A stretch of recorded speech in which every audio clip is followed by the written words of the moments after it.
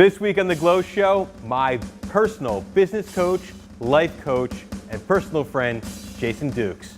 Welcome to The G.L.O Show.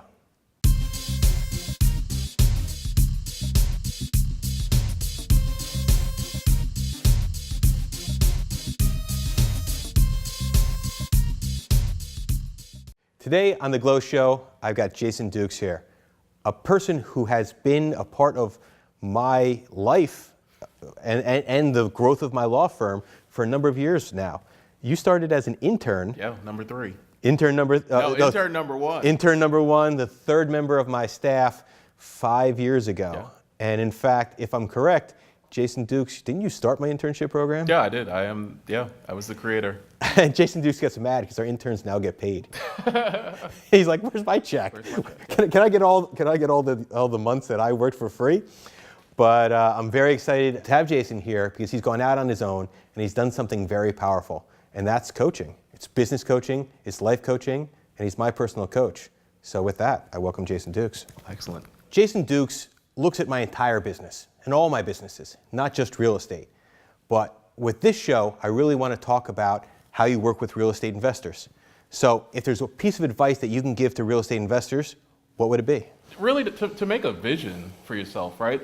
To really define your skills, see what skill set you have, what you can bring to the industry, see what resources that you have, see what resources you can bring to the industry, but also really define your future vision of what it is that you want from real estate. Because, you know, there's buy and hold strategies, there's all these different strategies that are for different people and for what you're trying to do. So really try to come up with a really firm, you know, we use SMART goals, right? So specific, measurable, attainable, realistic, and time limited future vision for yourself. And a lot of people shy back from doing that because, you know, if you don't have a smart future vision, you never lose, right? It's like, I never lost. No risk, no loss. Yeah, I never lose because I didn't do it. So, you know, really do that, really lean in on something like that. And just make sure that you have that vision. I couldn't agree more. And one thing that I talk to my mentorees about is when you're figuring out what you're good at, if you're good at sales, go up and tie up deals. Yeah. If you're not good at sales, it doesn't mean you can't make money in real estate. Maybe you need to sit and analyze. And you can analyze cash flow properties that maybe somebody else doesn't have those same skill sets. Right.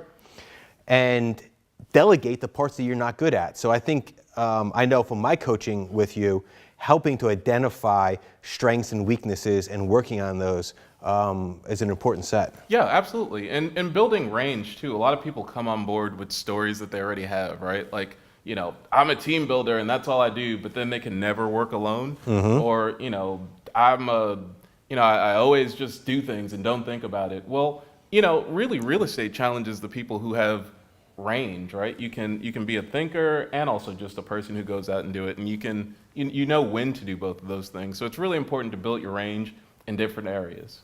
Getting them into the water that first time, I can't stress how important that is. Going out there and actually doing a deal. And it seems to me that even if you do a deal and lose money on your first deal, the education, but also the emotional toughness that comes from getting over that first deal is got to be of tremendous value. I bought my first apartment building at 27 years old. It was me and another attorney. We didn't know anything. I didn't have an investment club. I hadn't read Rich Dad, Poor Dad. I was just out there doing, right. And it worked out being an incredible investment, but just getting over that first transaction, owning that first apartment, knocking on the doors, learning how to collect rent, learning how to evict tenants. Right. That even though that was financially successful for me, even if I had lost money, I couldn't have gained that type of experience anywhere else and gotten over that threshold that created the investment club, that built my real estate portfolio, that built what I am today. I remember one of the important moments when we were working together and you were coaching me is you brought a book to me. And I remember that the key to the book, the basic thought behind the book is that great leaders aren't well-rounded. Great leaders don't need to excel in all categories. So pick what you're good at and become great at that. You're better off being the greatest one category than being fully rounded in all others. At least when you brought that to me, that helped me grow my business and helped me partially have this show here today. Right. Not too many people know this, but this show was actually born out of a coaching session with Jason Dukes. Yeah, it's very cool. And yeah, I mean, it's extremely cool. The other thing about identifying what it is that you're great at is also identifying the things that you're not great at and what aspects you're looking for in your team members. And that's really important to identify. So the last group too of investor that I want to talk about are the people up on the high diving board, and they're in it. Real estate has the opportunity to give you an amazing life, and I end up talking to a lot of people that can't find the balance. Like they've succeeded in real estate, and right. they're the people who should have that amazing life, and yet they still don't, and they're still going after deals, still going after different things. And one of the things that I noticed is they're actually using real estate to protect themselves from that amazing balance of life. So that's also things that I deal with. Right. So it's one, attaining the wealth, obtaining the success, but also looking at other aspects of your life to make sure that they're in balance as well. Yeah. I know that's something that you and I talk about. I've always been so driven, and I keep on starting company after company after company. And it's tough to balance all of those different ventures. And one thing that you and I have worked on is, now that you're successful, how do you enjoy that success? And it's a tough trap to get in. Is there any advice that you have for people like me in my situation? Yeah, just in cases like that, see what overworking is protecting you from, right? Okay. Because a lot of people haven't created the actual story, right? They don't see where they're living from, or where that whole thing is coming from.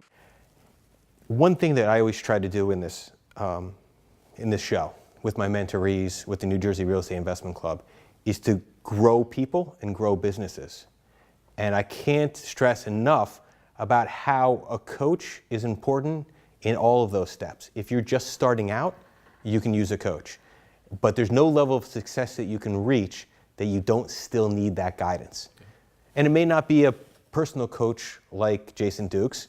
It could be a group that you rely upon, people who you learn from, who give you the kind of feedback and have the kind of experience to help you bring your business to the next level. But it's not all about money, is it? No, it's about life. And money gives you the opportunity to have a great life. Dukes, I want to thank you for all of your help, helping me grow my business, my financial success, but also helping me live the life that I always wanted to live. Yeah, man. I couldn't do it without you. Awesome, bro. Thanks a lot. See you next time on The G.L.O Show.